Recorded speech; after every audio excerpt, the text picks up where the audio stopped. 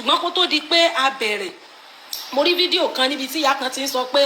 ẹnìkan wọ́n rí fídíò rẹ̀ ó ń lákọ àwọn ọkùnrin ó ń ṣe gbá ó ṣàwo ṣé ẹ rí most of the time àwọn nǹkan kan wà tó yẹ pé téèyàn bá ti wà ignorance of it problem ni èèyàn lákọ kí ló tuntun nú okó lílá tó bá ti jẹ́ pọ̀n tán jọ ń lára wọn àtọkọ àtìyàwó ni wọ́n àkọ́kọ́ tí mo kọ́ fẹ́ àdírẹ́sì nìyẹn wípé iṣẹ́ obìnrin iṣẹ́ olóbìnrin ilé òun ló kó mímu èèyàn mú kó èèyàn lákó kò tí ì sí tó special nù okó mímu okó lílá fún ìyá tó ń complain pé àwọn rẹ nìkan wọn ló ń lákó wọn ló mú kó ìyẹn ò tuntun gbogbo àwọn rádaràda táwọn èèyàn ń ṣe tí wọ́n ń gbénú jù àwọn èèyàn síta yìí àwọn ìyáláyà àwa la bí àwọn ọkùnrin ṣóyè wa àwa la bí yín ẹ lè mọ ẹmbarasi àwọn obìnrin káàkiri kẹ mọ gbénú ju obìnrin kiri kẹ mọ rò pé bóyá ẹ fi ń ṣọlá torí tí ìbá ṣe pé ọkọ ìyá yẹn nísìn tó gbé ibi fẹláṣíó fídíò wọn síta wọn ní èèyàn kan ò ní mọ sọ wípé wọn ná lákó èèyàn tí ò bá dẹ̀ lákó wàhálà àti ẹ̀dẹ̀ nìyẹn ṣó ti yé wa nísìn as much as tó bá ti jẹ́ pé àwọn tán lára wọn wọ́n ti fẹ́ra wọn kò sí nǹkan kan tó tuntun nínú pé yàn lákó tá a wá sọ di bàbàrà tó wá di pé àwọn lòun lákó àwọn ọkùnrin wọn lòun ṣe gbọ́n lòun ṣàwo kí ló wá tuntun nínú yẹn unfortunately ìyá tó ń sọ pé lákó yìí ọkọ rẹ̀ ló lóko tó láǹgbà yẹn àwọn tí wọ́n pariwo pẹ́ni tó lá tó lóko ọ̀tọ̀ ṣé bá a dẹ̀ sọ́ngbà yẹn àtòkọ́ àtẹni tó lóko kí gbogbo wọn gbéra wọn síta so ẹ jọ̀ọ́ àwa tá a bá ti mọ pàtàkì ìwúlò nǹkan ẹ má jẹ́ afẹnu yẹpẹrẹ the only thing tèmi dì test ó ní káwọn tí wọn ò tí ì fẹ́ra wọn kí wọ́n máa ṣe gbogbo orú àwọn nǹkan báwọn bẹ́ẹ̀yàn bá ti fẹ́ yàn kí ló tún kù lẹ́yìn iṣu kàdíẹ̀ ó fò ni èèyàn tó bá sì mọ̀ pọ́kọ tó ń dọ̀tí kò kílíìnì débi kò ń lè lákọ̀ ẹ̀ ṣé bí personal problem ti ẹ̀ dẹ̀ nìyẹn nínú àwọn àǹfààní okó lílá ibẹ̀ ni facial workout wà tó bá jẹ́ wípé irú ẹni yẹn nísìn tán bá mọ gbogbo àwọn àǹfààní tí ń bẹnu kéèyàn mú kó kéèyàn lákó ni wọn ní mọ bínú pé wọn lẹ́nìkan lákó kí ló tuntun nu okó lílá tẹ́ẹ̀nì jẹ́ ká sọ nǹkan míì okó tó bá lè lá kò yẹ kó lè do náà as a matter of fact èèyàn tó bá dọ̀tí dé level kó lè gbókó ẹ̀ sẹ́nu kò ì dẹ̀ yẹ kó lè dórú okó yẹn torí mi ò mọ tó tuntun nu okó lílá wọ́n bá ní ẹ mọ̀ bọ̀ ẹ wá sí exam ẹ wá kọ àwọn importance of okó lílá ń sìn òdo lẹ́lòmíì máa gbà nígbà tẹ́ ẹ̀ ní research téèyàn bá ṣe research téèyàn gbá research téèyàn máa ń fà ní nǹkan ó ṣe pàtàkì ju kéèyàn mọ̀ bẹnu àtẹ́lù lọ nígbà tí ṣe pé yóò ń yà lọ rẹ̀ èèyàn lè ṣé bó kọ́ ọkọ ẹ̀ ló lá tí gbogbo èèyàn wá ń gbé fídíò kiri pé wọ́n léèyàn kan lákó wọ́n léèyàn kan mú kó kí ló wà nú okó mímu tó tuntun bẹ̀ káàrírí ṣé ńgbà tí ọkọ tiẹ̀ dọ̀tí tó lè lákó ẹ̀ ṣáwọn tọkọ wọn dẹ̀ clean tí wọ́n dẹ̀ nífẹ̀ẹ́ ara wọn ṣé kí wọ́n mọ́ dẹ̀ lákó mọ́. Facial workout is one of the health benefits of kéèyàn lákó ìwọ tójú ẹ bá ń rínkù tójú ẹ hunjọ tójú ẹ súnpọ̀ tójú ẹ ò smooth lọ máa lá okó torí bí wọ́ọ̀lù face ẹ bí facial wall ẹ bó ṣe máa contrast and relax bó ṣe máa contrast and relax yẹn studies sọ fún wa pé is a facial workout just like facial exercise because tó bá mú kó time tó mú yẹn àwọn face ẹ àwọn wall face ẹ wọ́n máa lọ síwájú lọ sẹ́yìn wọ́n máa contract and relax wọ́n ṣe ń relax tán contract yẹn ó máa ṣe kíni ó máa smoothing face gbogbo àwọn tójú wọn máa ń wrinkle yẹn àìmúkó ni ṣóyè wa bẹ́ẹ̀ nísìn ó tún máa ń whiten eyín nǹkan tí ìwé sọ fún wa nìyẹn okó lílá máa ń it's like something tí ó lè mú kéyín funfun why because ìtọ́ tó máa kù sẹ́nu ẹ ní time yẹn ó máa ṣe kí ni ó máa fọ eyín ẹ ó máa mú kéyín clean ó máa mú kéyín mọ́ ó wà fún whitening of the teeth then ó wà fún easier lubrication àwọn tó jẹ́ wípé ara wọn máa ń gbẹ yẹn tó bò wọn máa ń gbẹ tán kì í tutù yẹn tán dẹ̀ sọ pé àwọn ò tí ìdàgbà yẹn tán bá mú kó itọ́ tó máa kù sí ẹ lẹ́nu ní time tó mú kó yẹn it is natural lubrication fún okó ó máa jẹ́ kí ìdí ẹnu will serve as pé bí ìgbà tí ara ọkùnrin yẹn tó bá wà nínú obìnrin náà ló ṣe máa rí tó o bá dẹ̀ mọ bá ṣe mú kókò dẹ̀ lọ́kọ́ tó rọ́pọ̀lọpọ̀ yín eyín lẹ fi mọ́ mú kó tẹ́ẹ̀mọ ṣe kí ni tẹ́ẹ̀mọ gé àwọn ẹni ẹlẹ́ni lóko jẹ ṣóyè wà bẹ́ẹ̀ yẹn nísìn is for easier lubrication then ó máa ń mú kí oorun wá èèyàn á sùn dáadáa because of melatonin sister Mosby ẹ̀káàbọ̀mà melatonin wà nínú àtọ̀ melatonin you can google it is ara àwọn chemical tó máa ń induce sleep tó máa ń induce oorun ó ní melatonin ó wà nínú precom ó wà nínú àtọ̀ náà tó bá kù sí ẹlẹ́nu studies ti sọ fún wa wípé gbogbo àwọn component àtọ̀ yìí wọ́n wà digestible, they are edible and they are digestible. The gastrointestinal tract tó máa digest oúnjẹ ó máa the way bó ṣe ń digest normal food náà ló ṣe máa ń digest gbogbo àwọn potassium, àwọn magnesium, gbogbo àwọn nǹkan tó jẹ́ component of àtọ̀. Francisca, thank you for the card, God bless you ma. So melatonin, so studies sọ fún wa pé okó mímu ó máa ń ṣe kíni, ó máa ń múyàn sùn. Gbogbo ẹ̀yin tẹ́ ẹ̀ bá rórun sùn, tẹ́ bá ti ráwọn tójú wọn ṣe ṣùkùṣùkù tán rórun sùn yẹn àìlákó ni, ẹ lọ máa lá okó ọkọ yín, ẹ máa sùn. Torí melatonin ìfún tó bá lóòtú tọ́ dànù gan kò lè tán kúrò lẹ́nu ẹ, ó máa ń jẹ́ kéèyàn sùn there, it brings more affection. Ṣóyé wa bẹ́yẹn nísìn anus yẹn nísìnyí you can see it in the mouth. Àwa tá wà lórí Facebook ẹ jẹ́ like ẹ love toró dà ń pé network yẹn gbé wa wálẹ̀. Point tí mo dé mo ló máa ń bring more affection, ó máa ń mú kífẹ́ wá. I want to be sure irú grandma tó ń sọ pé nìkan mu kó yẹn sìn àmọ́ bóyá ó kọ́ ọmọ yín tíyàwó rẹ̀ mu òun ló jẹ́ kọ́ ọmọ yín gan fẹ́ràn ìyàwó yẹn tẹ wá ń bú ìyàwó tẹ ẹ fẹ́ kì í ṣe pé bóyá ẹ dédé he ní títì ṣe bẹ́ẹ̀ lẹ́ẹ̀ lọ tọrọ rẹ̀ ni èèyàn mu kó ṣe wá jẹ́ tuntun tá a rí rí bóyá n tó jẹ́ kọ́ ọmọ yín imagine nísìn kí n mu kó ọkọ mi sìn kí akọ mi wá mọ ní kí lédi mo mu kó ẹ mọ̀ bóyá toró kó mọ ṣe zìnà ṣáà ń gbọ́ mi dáadáa báyìí lórí Facebook. Point tí mo give kó tó di pé kíní yẹn drop wa ẹ jọ̀ọ́ ẹ bá mi like ẹ bá mi love. Point tí mo give ni pé kéèyàn mu kó ń sìn torí ìyá tó ń sọ̀rọ̀ nínú fídíò yẹn wọ́n ní mọ̀dà yín lọ ẹni yẹn ni ìyá kọ rẹ ọkọ mímu ló dẹ̀ wà ìfọ́ọ̀gì ń sìn náà kí ló dẹ̀ tuntun nínú yẹn táwọn méjèèjì bá ti agree tọkọ bá ní tò mọ́ mú kó mi o tí àwọn náà ní ìmú ọ̀tọ̀nu ṣùgbọ́n nígbà tí ì ṣe wípé ní tò wọ́n jíra wọn gbé tí ì ṣe pé ń yanra wọn lálẹ́ ńgbà wá ń sọ pé ìyàwó ọmọ yín ó mu kó nísìn ṣé ẹ mọ̀ bóyá ó kó ọmọ yín tó mu gan lọmọ yín ṣe nífẹ̀ẹ́ rẹ̀ kí ló tún nù yẹn ẹnìkan mu kó wọn sì wá ní járí mú mi ó máa ń bring affection torí ọkùnrin tó gbókó ẹsẹ̀ nú yẹn ó máa ṣe kíni ó máa ní feeling of sense of belonging inú ẹ̀ máa dùn ó máa ní confidence about his body torobìnrin tó bá ti ń reject ọkùnrin yẹn máa feel ó máa ní low self esteem ó máa feel pé òun ò wà good enough fún irú obìnrin yẹn mọ́ ó máa feel bad ni especially àwọn ọkùnrin tán máa ń gentle tán lágbájá yẹn ṣóyè wá báyìí nísìn mo ní ó tún máa ń fa feeling of tightness tẹ máa ń wá ní ojú òbò tẹ́ẹ̀fì lọ́mọ dó ilé ìgbẹ́ yẹn ẹ̀ ń tanra yín ni tó bá ti dó ilé ìgbẹ́ ayé ọ̀tẹ́ ẹ̀ máa rún ni nítorí pé anus kò ní self lubricating gland ìgbẹ́ ló dẹ̀ wà ń bẹ́ infection ló máa ba ayé ọ̀tẹ́ ẹ̀ jẹ́ instead tó fi lọ́mọ dó fùrọ̀ kúkú máa mu okó tó bá ti mu okó tightness muscle wọ́ọ̀lù ẹnu ẹ̀ ó máa hold okó yẹn á tight yẹn dáadáa ṣóyè wà bẹ́ẹ̀ yẹn ní ìsìn ẹ má máa tanra yín mọ́ àwọn ọkùnrin míì wà tó ṣe pé fúnra lára wọn náà máa ṣẹ̀gbẹ́ rẹ̀ ṣàn wá bóbìnrin ẹ ní láti gbé oko tó ti already lé wá bá obìnrin ẹ jẹ́ kó bá oko yín ṣeré kó lè mọ́ lọ́wọ́ fún rẹ̀ torí àmọ́ nǹkan tẹ́ ẹ gbé sọ́pọlọ àmọ́ nǹkan tẹ́ ẹ gbé sẹ́mi kó tó di pókó yín lè kẹ́ ẹ tó mọ̀ bọ̀ bóyá ọ̀rọ̀ material sí yín ló ń bẹ lọ́pọlọ yín tó kó yín fi lé bẹ́ẹ̀ nígbà tẹ́ bá wá nọ́mà tó ṣe wípé fún rẹ̀ ló bá yín ṣeré tó kó ẹ̀ fi lé inú ẹ̀ máa dùn yóò mọ̀ wípé iṣẹ́ tó ń ṣe òun direction yẹn kì í ṣe wípé bóyá ẹ ti gbé àwọn raw materials sórí kó tó lè kẹ́ ẹ tó wá báwọn ara ẹ̀ náà sì ni ara tí mo kó lé òun ló kó mímu irú ìyá tán bínú pé èèyàn kan mu kó nísìn àmọ́ bóyá ọmọ wọn yẹn nísìn tó jẹ́ ọkọ ìyá tán bù nísìn bóyá ó dìgbà bá mu kó ọmọ wọn kókó ń tó dìde torí mi ò mọ tó kàn ya ọkọ kan pé èèyàn mu kó ọmọ rẹ̀ tó jọ ku èèyàn àbí kí ló wá tuntun bẹ̀ káàrí confidence of your body it brings confidence ó máa jẹ́ kókùnrin yẹn kó ní confidence nípa body ẹ̀ yìí fún obìnrin ó máa hate neatness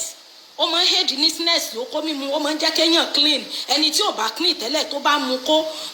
tókùnrin bá wà tí ò kì í wẹ̀ tí ò kì í clean tó dẹ̀ ti mu kó ẹ̀ tó dẹ̀ dùn mọ́ next time yóò máa wẹ̀ yóò máa dá ṣáká ni ìwọ obìnrin náà dẹ̀ lélẹ́yìí tó bá mu kó ò lè máa dọ̀tí toro ti mọ̀ pé okó tán fi sóbò ẹ òbò ẹ tó tí ò clean ò ní lè fokó yẹn sẹ́nu bẹ́ẹ̀ tó bá mọ̀ pé ò dọ̀tí the moment tán bá yọ okó nínú òbò ẹ wàá gbókó yẹn sẹ́nu ò ní kán ṣẹ̀ṣẹ̀ lọ ṣànù bẹ́ẹ̀ ni so fellatio ó náà ń pè ní sexual studies they call it fellatio tóbìnrin ní cunnilingus mi ìfẹ́ mọ̀ sòyìnbó yẹ kí Facebook mọ̀ capture mi ìyẹn ò tuntun so fellatio yẹn which is pé kéèyàn mu okó ó máa ń aid neatness fún both di ọkùnrin àti obìnrin tó bá jọkùnrin ló láìkì kẹ́ ẹ mu kó ẹ̀ tọkùnrin yẹn ò dẹ̀ kí ń tí ò kí ń clean kò sí ni tó bá ní kó lọ wẹ̀ lẹ́ẹ̀mẹ́ 100 kílẹ̀ tó mọ́ ó máa wẹ̀ ni nítorí pé ó ti mọ̀ pé tóun ò bá wẹ̀ ò ní mu kó òun kí ló tuntun ń lo okó mímu táàrí rí. ó tún máa ń aid penile stretch ó máa ń mú kókó stretch out ó máa ń mú kókó ṣe kí ni kó stretch out especially fún àwọn tó máa ń lóko àwọn kéré yẹn tẹ́ bá mu okó mọ pull bó ṣe máa pull bó ṣe máa stretch pull in and out ẹnu yẹn ó máa ń stretch out okó máa ń jẹ́ kókó stretch out kó ṣe kí ni kó tóbi kó nàró sí ìyẹn ò tuntun as a matter of fact obìnrin sì lè control ẹnu ju òbó ẹ lọ àwọn òbó kan wà tán ti fi bímọ tó ti fẹ̀ but o lè control wideness òbò kì í ṣe gbogbo obìnrin ló mọ bọ́n ṣe ń flex muscle òbò láti grip okó bẹ́ẹ̀ tó bá jẹ́nu o lè pa ẹnu ẹ pọ̀ sí ẹni tight bó bá ṣe fẹ́ kó tight sí láti grip okó yẹn ìyẹn ò dẹ̀ tuntun àǹtí ayọ̀ ẹ káàbọ̀ mà as per pé àwọn liquid tó máa kù sí ẹlẹ́nu ní time yẹn all those fluid they are edible tó bá dẹ̀ irritate is a different thing if you are irritated that's number one. Then number two, ẹ̀yin ọkùnrin tẹ́ bá ti mọ̀ pé okó yín tóbi tẹ́ ẹ̀dẹ̀ fẹ́ kán máa mu okó yín ẹ máa san extra money fún àwọn ìyàwó yín kò yí sí kóbìnrin máa mu okó tí girl tí circumference ẹ̀ tó jẹ́ bóyá bíi 6 àbí 5.5 circumference obìnrin tó bá mu irú okó yẹn gbogbo parí ni ó máa ró so gbogbo àwọn nǹkan tó máa mú kára ẹ̀ fine ó lẹ́ máa rà fún obìnrin ò lè máa mu okó 5.5 inches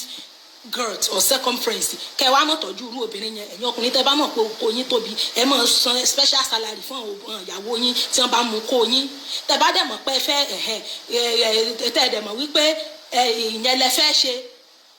kì í ṣe pé obìnrin tí ò mú kó mu kẹ wá sọ pé dandan kó gbókó yín sẹ́nu ó máa wulẹ̀ gé yín jẹ ní o dẹ́ni ìwọ tó dẹ̀ sọ pé okó mímu ó rìn ẹ̀ láyà ò mú kó mu ni ìwọ ló ń rí okó sọ̀fun tó bá ti ń rí okó sí ọ̀fun ó máa nonsense fellatio kì í nonsense èèyàn tó bá ṣe fellatio ẹni tó even kó jẹ́ toothbrush tá a fi ń fọyín yẹn òun ló mú tó bá rì sọ́fun wàá fẹ́ nonsense tá a bá ń fọyín tá a bá fẹ́ fọ ahọ́n wa àfi toothbrush sọ́fun bí ó máa fẹ́ nonsense wa bí pa fẹ́ nonsense sínú wash hand basin yẹn tá a máa ń fọnu sí yẹn bẹ́ẹ̀ ló ṣe máa rí tó bá ti rí kó sọ́fun ó máa fẹ́ nonsense tó o bá ti rí sọ́fun tó jẹ gbogbo lẹ́ǹtì okó tó o ní ìdìkò ju 3 inches lọ kan tí study sọ nìyẹn okó bá gùn gbọ̀nràn kọ́ ni kókó okó the first 3 inches of okó òun ló need both for the ẹnu and the òbò òdìgbà tó kó bá gùn táwa rírú ẹ̀ rí tó bá ti rí sọ́fun ó máa nà sí ètì ẹ tó bá dẹ̀ mọ̀ wípé ò lè mú lọ wá chocolate tàbí kó wá ice cream tàbí kó wá honey kó gbé sínú fridge kó chill kó fa sí kó fi mú ìyẹn ò tuntun nígbà táwọn adé táwọn afíwò pé bóyá fẹ́ wá mọ embarrass ẹnìkan tó rómú kó kí ló tuntun nú okó mímu táàrí rí so bó ṣe jẹ́ nìyẹn ó easy láti mú kó gan ju láti lá òbò lọ torí àwọn òbò kan wà tó jẹ́ pé òbò papilloma ni tó ti ní infection ó easy fún obìnrin láti mú okó ju ọkùnrin láti lá òbò bó dẹ̀ ṣe jẹ́ nìyẹn kì í sàwọn okó tí wọn ò ní ṣèèvù lèmi ń sọ o kì í sàwọn okó tó ti lálẹ́fọ́ tó ti ní ewo tó ti léègbọn o àwọn okó tó clean ni o torí gbogbo ìtànsọ yìí ní ìsìn lẹ́lòmíì náà gbé ní ògbókó tí ò kìlínì tí ò tàǹbà tí ó lọ bá ọmọ ọlọ́mọ wò ó mọ́ lọ mú kó ẹni tó bá dọ̀tí o àwọn ọkùnrin tán máa ń rùn tán ìwé ẹ̀wọ̀n mọ́ mú kó wọn o àwọn okó tó kílínì tó mọ́ tán ti ṣéèvù tí gbogbo ẹ̀ clean tí ìsepò ti lálẹ́fọ́ gbogbo àwọn after shave tí mọ́ wú tí mọ́ dàbí balls yẹn mọ́ mú gbogbo okó tó bá ti rí báwọn o àwọn okó alálùbáríkà tó mọ́ tó kílínì ilé yẹn mọ́ mu tó kí ló wá tuntun nù pé èèyàn kan mú kó gbà tẹ́ ẹ̀ ní lọ study tẹ́ ẹ̀ ní gbá rìsáàṣì ìwọ náà tó bá dẹ̀ ti mọ̀ pọ́n mú kó ẹ máa wá special treatment special care ní kó máa fóbìnrin especially ìwọ tó kó ẹ bá tóbi kò easy fóbìnrin láti mú okó tó tóbi gbogbo parí ni ó mọ̀ ro ọmọ ọlọ́mọ kó tó di wípé ilẹ̀ mọ́ bó dẹ̀ ṣe jẹ́ nìyẹn so ẹ bá wa sọ fún grandma yẹn àwọn èèyàn mú kó ìyẹn ò tuntun kán wá nǹkan míì sọ fún atáàgbòrí tí ò táàrí bó dẹ̀ ṣe jẹ́nu ó yẹ kínú yín gan máa dùn pé ìyàwó ọmọ yín ó mú kó ọmọ yín toró nífẹ̀ẹ́ rẹ̀ ni obìnrin ó ní ìdí ìfẹ́ láti bọ́kùnrin sùn, ọkùnrin ni ò ní ìdí ìfẹ́ láti bóbìnrin sùn. I'm telling you, obìnrin tó fi rẹ̀ kalẹ̀ tó jẹ́ kí wọ́n bóun sùn ó nífẹ̀ẹ́ ní nígbà tí kì í ṣaṣẹ́wó. Ẹ̀yin náà sì sọ ẹlẹ́rìí tọrọ ẹ̀rẹ̀ fẹ́ ni kì í ṣe pé ṣe lẹ́ hẹ́ńtítì.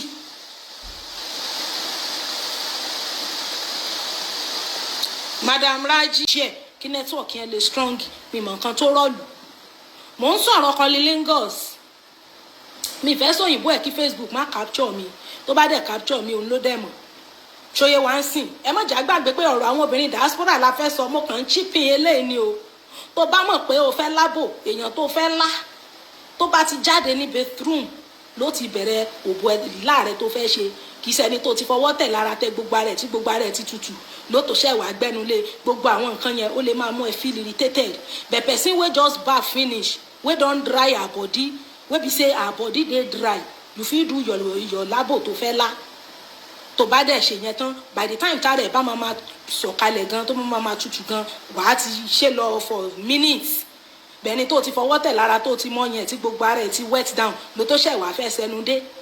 Irú yẹn sìn gbogbo àwọn fluid yẹn ó lè máa mú ẹ uncomfortable, though the fluid is also edible. Àwọn oxytocin, àwọn dopamine, endorphin, prolactin, gbogbo àwọn hormones tí ó ṣara lóore, àmọ́ bí àlàáfíà wà nǹkan lẹ̀ mọ́ sá fún gbogbo ẹ̀ níbẹ̀ nínú fluid un. So ẹjọ́ èèyàn kan mú kó àfẹ́ gbọ́mọ lórí afẹ́fẹ́, ìwọ tó bá mú kó ọkọ rẹ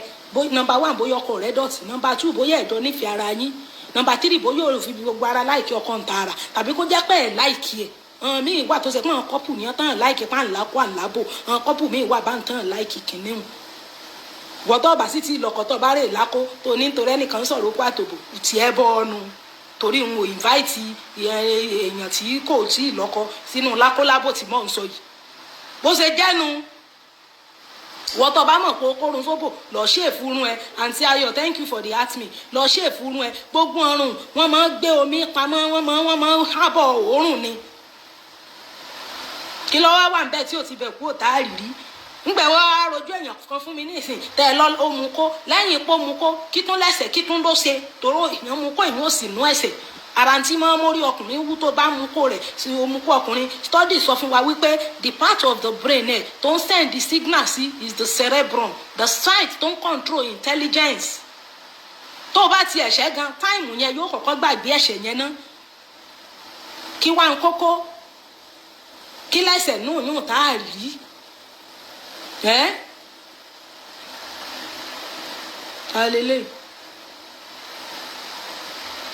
Alele tí ń sọ God forbid.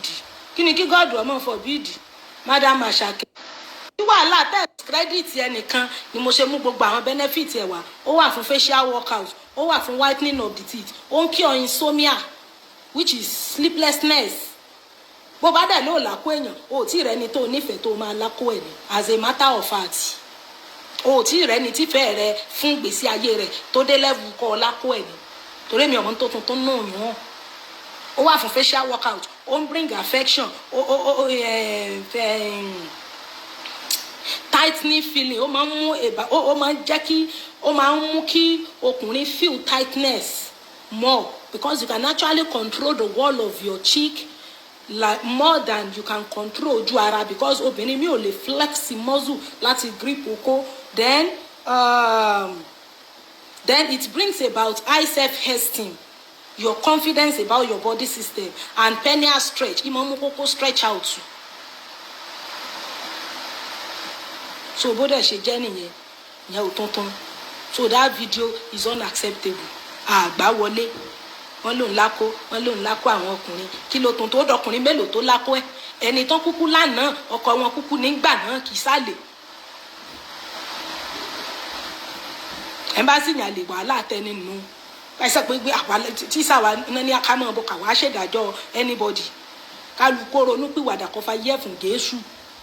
Bàbá sì mọ̀ pé n tó fẹ́ ṣe nù lọ́rẹ̀ fẹ́yàwó.